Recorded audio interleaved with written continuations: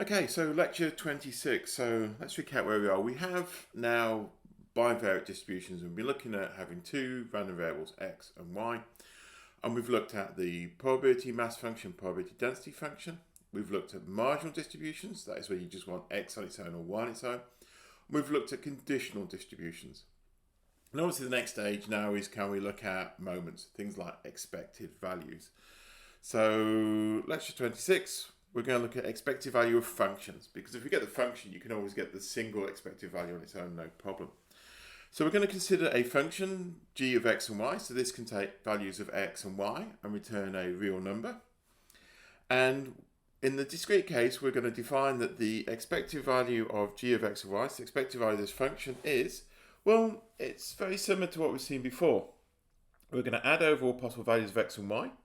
We're going to write the function, and then we're going to write the probability mass function. So very similar to the univariate case. How do we change that when they're continuous? Well, now we have obviously integration. We still write the function, and now replace the probability mass function with the, in this case, our probability density function. The nice thing is if x and y are independent random variables, and we have our first function g of x depends only on x, and we have another function h of y that depends only on y, then we can write the expected value of the product as the product of the two expected values, provided they exist, which can simplify a lot of calculations. The relationship, the covariance between two dependent variables, so let's recap. If we've got x and y, and they have means mu1 and mu2, then the covariance is defined to be the expected value of x minus its expected value, which in this case is mu1, and y minus its expected value, which is mu2. Some nice properties. First of all, this formula is just great.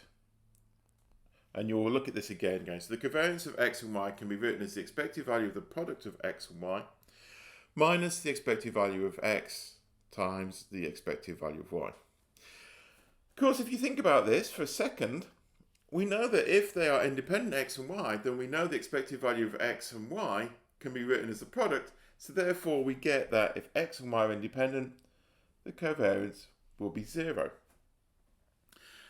We'll talk about a caveat to that in a second. Also notice that this is a symmetric function. What I mean by that is the covariance of x and y is the same as the covariance of y and x. And then finally, which a lot of people don't realise, is the covariance of x for itself is the variance of x. It's actually how we define the variance of x in terms of covariance. So we said, if we get back to the fourth point, we said that if x and y are independent, then the covariance is 0. So does that mean that if I've got two random variables x and y and I find the covariance is 0, they're independent? No. This implication does not go both ways. It's not an if and only if, it's just an if. So if I give you two random variables and say the covariance is 0, it does not necessarily mean they're independent. But if I have two independent variables, then you know the covariance is 0. So it's very important to remember that that is not necessarily true, except for some cases, occasional cases. Because covariance depends on the units that we measure our x and y in, we wanted a standardized version, and we call it the correlation. Sorry, that's not what I wanted. Let's clean that, and let's try highlighter. We've got the correlation coefficient. And all we do is we take our covariance and we normalize it by dividing by the standard deviation of x and the standard deviation of y. And just remember, to get the standard deviation of x, we just take the square root of the variance, and the same, the standard deviation of y is the square root of the variance. Just to recap, linear combinations of random variables, we've been using this a lot, but just remind yourself that if I've got the expected value of ax plus by, because expectation is what we call a linear operator, I can rewrite that. I can bring out constants and I can split additions. So I can write that as a, the expected value of x, plus b, the expected value of y. The other one that's really useful, if I want the variance of ax plus by, well, we square the coefficients and write the variance. We square the coefficients, and then we've got a cross product term. So we've got a squared the variance of x, b squared the variance of y, plus 2ab the covariance of x and y. Obviously, if they're independent, that final term will be 0, so you just get a squared the variance of x plus b squared the variance of y. What about the moment generating function of bivariates? Well, it still exists. We've got two random variables, x and y, and we're going to define that the moment generating function of both, which we'll denote by mx comma y, this will now have two t's, t1 and t2, and it's still defined in expected values. It's e to the t1x plus t2y. So we're using the linear combination there. This is nice because now we can get sum of independent random variables. So we've got y1 up to yn are n independent random variables with moment generating function m1t up to mynt. And I'm going to define a u which is going to be the sum of these independent. And notice independent is important. So let me just highlight, we've got this independent. The nice thing now, if I want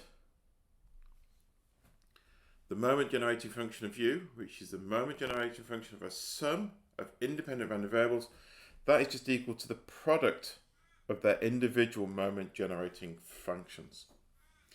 Which is really useful because we often want to look at sum of independent. I mean, the classic one is the central limit theorem. We actually want the mean of independent there, but we get the mean from just normalizing the sum. But anyway, u, so here's our method of moment generating functions. We've got a u which is going to be a function of the random variables y1 to y2. We find the moment generating function, we compare that with our known, and then we use the uniqueness property. So basically we're saying that if I've calculated my moment generating function of u, and I compare it and it's identical to some moment generating function of v, which I know, then because of the uniqueness, then they have the same probability distribution. So this is often, we've done this before when we did transformations. You calculate the moment generating function, you look at it, you compare it to no moment generating functions, and if they're the same, then they are the same random variable or the same distribution. So let's do a nice example here. We've got x and y are independent random variables. And we know that x is a Poisson random variable with parameter lambda 1. Y is a Poisson random variable with parameter line 2. And z is the sum of these. So z is the sum of x plus y. And we want to find its distribution. Well, let's do that. So first of all, the moment generating function for x. Well, it's a Poisson. So if you go and check with the notes before, you should get that that is e to the lambda 1 et minus 1. What about the moment generating function of y? That is e to the lambda 2 this time, e to the t minus 1. And we're also told that they are independent. So we know that z is x plus y.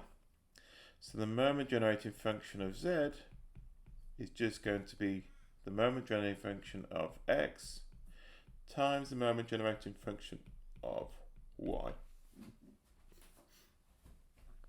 So we substitute that in, that is going to be e to the lambda 1, e to the t minus 1, e to the lambda 2, e to the t minus 1. We can simplify that as e to the lambda 1 plus lambda 2 times e to the t minus 1. And this is the moment generating function of a Poisson with rate lambda 1, lambda 2. So that says by the uniqueness that z is Poisson lambda 1 plus lambda 2. So we have it. There is expectation of bivariate distribution. To some extent, very similar to the univariate case. Okay, that's it. See you next time.